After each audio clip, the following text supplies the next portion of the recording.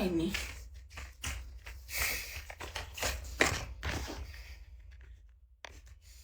Orang tua aku satu kota aja dia di sini, tapi memang kita nggak bareng aja.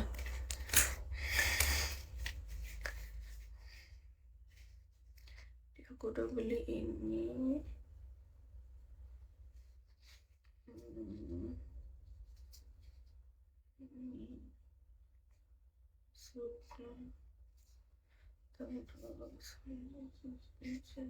Ini juga udah.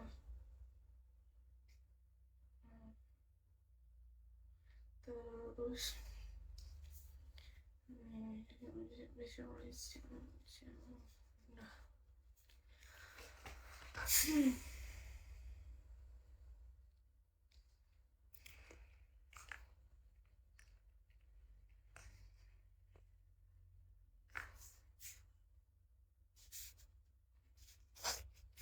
Aku rela, aku rela, bila aku.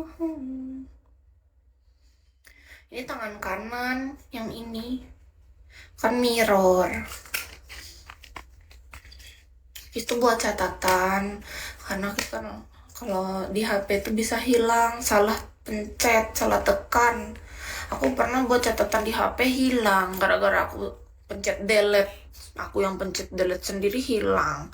Kalau di buku kan aman, nggak mungkin delete di sini kan. Makanya aku udah nggak mau lagi aku bikin catatan yang memang kayak gini kan penting nih. Kayak aku mau belanja apa, kalau nggak dicatat pasti lupa. Kalau kita belanja tuh kan kayak ada catatan belanjanya gitu, biar semua yang memang barang-barang kebutuhan di rumah tuh yang habis aku beli. Aku dulu pakai catatan di HP, tapi sering hilang. Aku kan maksudku cuma delete 1 poin, malah ke delete all, delete semua, malah semuanya habis, catatan hilang. Jadi aku nggak bisa lagi, gimana cara ngembaliinnya nggak tahu. Aku nggak tahu cara pakai HP dengan terlalu pintar. Yang penting aku bisa nelfon, bisa chattingan, sama live streaming doang udah. Selebih-lebihnya tuh kayak gitu. Kalau kehapus, cara balikinnya aku nggak tahu. Makanya kataku, daripada aku pusing, stres, aku catatanku hilang kayak gitu, mendingan aku catat di buku. Lama-lama kayaknya HP ini gunanya cuma buat live streaming doang, beneran. Atau nanti ke depan kita cari rezeki nggak lah di live streaming misalnya. Lama-lama aku kayaknya nggak cocok pakai HP deh. Apa aku nih emang hidupnya seperti orang zaman batu apa kayak mana? Nggak tahu juga. Aku berusaha untuk beradaptasi dengan sosial media tuh. Masih bagus bisa pakai Bigo. Masih bagus bisa pakai IG gitu, posting story, nggak posting sih story. Itu pun gitu-gitu segitunya. Kayak nggak kayak orang-orang yang pada umumnya. Dia bisa bikin tampilan postingannya tuh semenarik itu gitu kan. Mana ada. Biasa aja. Yang penting bisa cari rezeki, tujuan kis kayak itu aja. Pusing ku melihatnya. Orang-orang bisa bikin kayak gitu hebat loh. Kayak estetik, keren gitu kan. Kita jangankan mencari-cari estetik. Makasih ya Kak.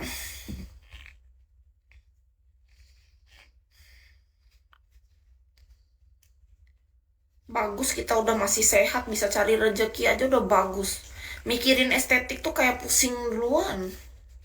Makanya Kis malas jadi kayak orang-orang nggak masuk ke otak tuh disuruh jadi konten kreator, karena itu skill orang hebat menurut Kis. Orang yang jadi konten kreator tuh hebat menurut Kis ya. Itu perlu dilatih dan dipelajari. Tapi itu kan kayak pakai otak lagi kan. Nah otakku tuh kayak tiba-tiba kesemutan gitu. Nggak tahu kalau orang mungkin dia udah terbiasa, dia biasain diri entah dari berapa tahun lah, abad lamanya kan. Kalau kita yang nggak terbiasa gitu, kayak mau bikin konten estetik kayak gitu tuh, wow, kayak duluan melihatnya tuh udah pusing duluan. Mungkin karena pikirannya nggak fokus, bercabang gitu, nggak tahu juga sih. Kan nggak tahu apa alasan dibalik itu, yang pasti Kis merasanya kayak gitu. Sudah pernah aku mau coba kayak orang gitu, nggak masuk di pikiran aku. Kayak kataku, udahlah, Bagus ku tidur aja. Mendingan aku makan. Mendingan aku bikin salad buah. Ini aku mau bikin salad buah loh. Kayak aku lebih senang aja bikin salad buah. Masak, tumis-tumis kangkung. Kayak tadi pagi kis tumis kangkung. Goreng telur dadar. Terus sama bikin sambal terong. Malah lebih senang. Hatiku malah terhibur. Gara-gara aku bisa masak. Untuk diri sendiri maksudnya. Tapi masakan kis hari ini agak hambar. Beneran. Mau saladnya bikin sendiri. Hari ini masakanku hambar. Biasanya kan kis masak tuh asin kan. Hari ini hambar loh. Sambal terongnya hambar. Tumis kangkungnya hambar. Kenapa ya? Telur dadarnya hambar. Kenapa ya? Apa aku nggak merasakan asin? Kayak apa? Itu kenapa kok hambar hari ini? Biasanya aku kalau masak asin loh. Baru hari ini masakanku hambar. Bisa lah aku masak tapi untuk diri sendiri aja. Kis di Palangkaraya, Kak, Kalimantan Tengah. Karena kurang garam kan, bukan karena aku nggak bisa merasa asin kan. Tanda mau bikin cari suami. Oh gitu. Coba dong aku kalau cari jodoh di Bigo, kira-kira aku bakal dapat nggak menurut kalian? Coba kalian jujur deh, ini dari lubuk hati. Kita bicara dari hati ke hati deh teman-teman. Menurut kalian kalau aku cari jodoh di Bigo, menurut kalian apakah aku bisa dapat jodoh? Dapat. Serius. Yang bener Kak. Nah Kak Yudi, gimana caranya menurut kakak? Atau teman-teman yang lain mungkin? Supaya aku bisa dapat jodoh di Bigo, gimana caranya? Dapat, serius. Gimana caranya? Coba tolong. Tolong kasih aku pencerahan.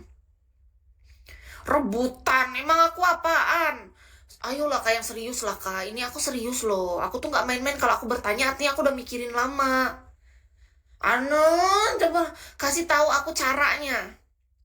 Cari yang sesuai spesifikasi kis aja. Oh gitu. Oke, aku akan catat dulu bentar ya. Gini, berarti nanti gimana caranya? Aku di video call gitu. Aku catat dulu ya. Spesifikasi pria yang kis mau ya. Aku catat dulu. Untuk masalahnya kan jangan ke daerah yang pendalaman dulu. Untuk topik pertama atau tahap 1, dia harus masalah fisik dulu dong. Jangan bicara. Karena nanti untuk masalah skill komunikasi, mengenalkan diri atau apa, itu kan belakangan. Yang penting kan fisiknya dulu, oke? Yang pertama aku suka cowok yang tingginya 165 ke atas. Iya dong. Ya, karena kan aku suka cowok yang lebih tinggi dari aku. Aku kan 160. Jadi, kan ini fisik dulu, Kak. Iya dong. Kok nerima apa adanya?